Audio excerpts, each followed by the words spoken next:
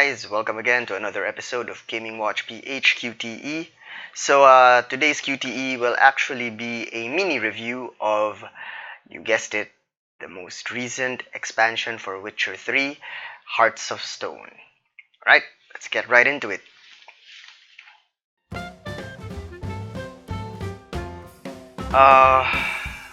Hearts of Stone story starts with Geralt accepting a contract for a monster, which then later on causes him some problems in where he actually has to get help, or rather accept help, from a mysterious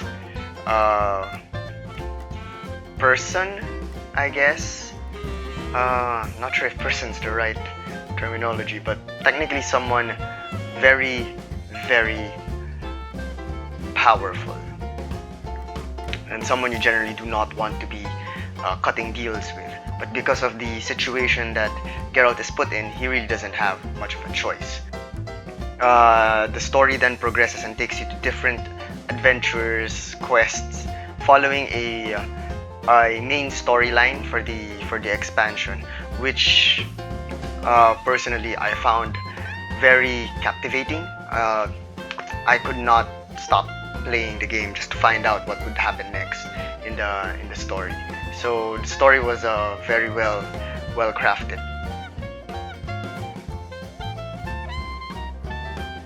Well, as I've mentioned, you get to play a whole new storyline for this expansion. You also get a new upgrade mechanic, which is called enchantments.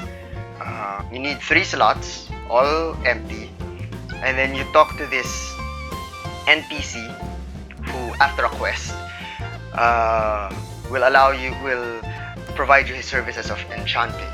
So what does the enchantment do? He supposedly arranges these runes to form rune words, which are far more powerful than runes that are haphazardly placed together. Of course, you get a new side quests, which I haven't really gotten into since when I finished the main story for this expansion, I immediately decided to go jump into New Game Plus mode.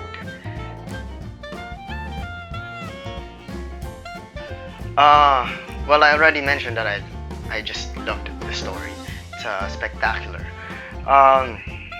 I love the fact that they reintroduced an NPC from Witcher 1.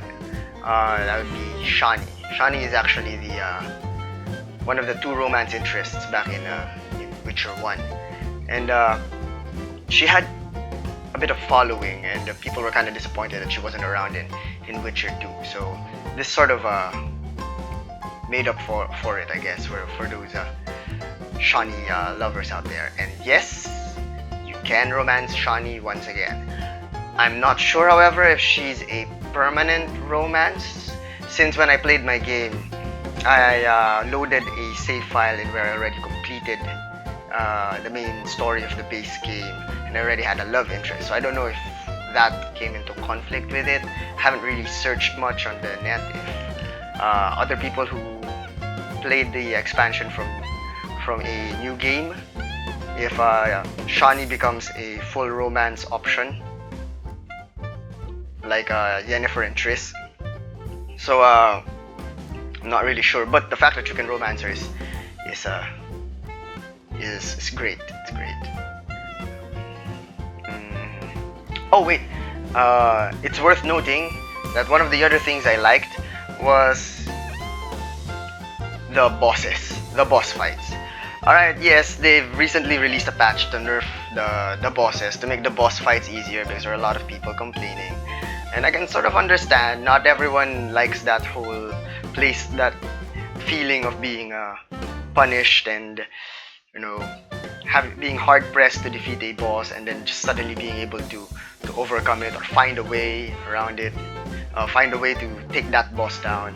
So yeah, but before they nerfed it, boss fights, the fact that the boss fights were hard enough that people started complaining, I think it's great. That's great. And the fact that I was able to beat the game before the boss nerfs came in, yeah, that sort of makes me feel good. So that's another thing that I liked about it.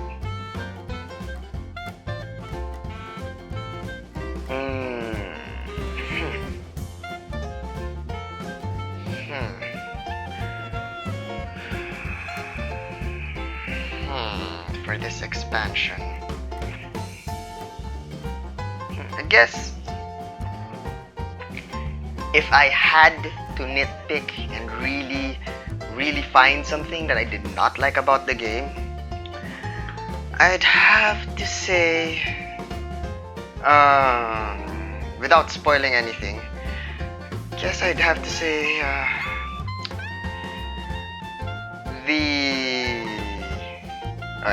a little bit of background. I've always loved the Witcher series because of the fact that it always feels like there is no good choice. There is no choice that gives you that makes you the good guy or is the best possible outcome. But in the expansion, as you're about to end it, you're faced with a choice. Again, without spoiling anything here, and this choice sort of didn't feel the same as the other choices in Witcher 3, in the sense that in Witcher 3 you'd always get this feeling that no matter what you chose, it's always choosing between the lesser of two evils. The choice you have to make at the last part of the expansion did not feel like it was a choice between two evils. That final choice did not feel quite as depressing. There we go. As depressing as the other choices you had to make in Witcher 3 in the main game of Witcher the Wild Hunt. So yeah, I guess if I really had to nitpick, that would be it. If I really had to nitpick. If you own Witcher the Wild Hunt, then I say definitely yes. You can never get too much of Witcher. If you don't own the game, then I guess the question becomes slightly more tricky. Because that would mean you'd have to buy the base game and then you'd have to buy the expansion, or you get the expansion pass. I'd still say if you have the budget for it, yes, go for it. Buy Witcher 3 and then buy the Hearts of Stone expansion, or hell, buy the expansion pass. Based on the track record of CD Projekt Red, I'd say you're in pretty good hands if you get the expansion pass. You're gonna get your money's worth for that expansion pass. Alright, if you guys want to see some more gameplay videos, well, it's mostly actually cutscenes, since the first 15 minutes of the game, most of it was cutscenes. You should check out the gameplay video that I uploaded. Until the next video, thanks for watching. If you guys like the video, please hit the like button, and if you'd like to see more of these videos, please hit the subscribe button as well. Right?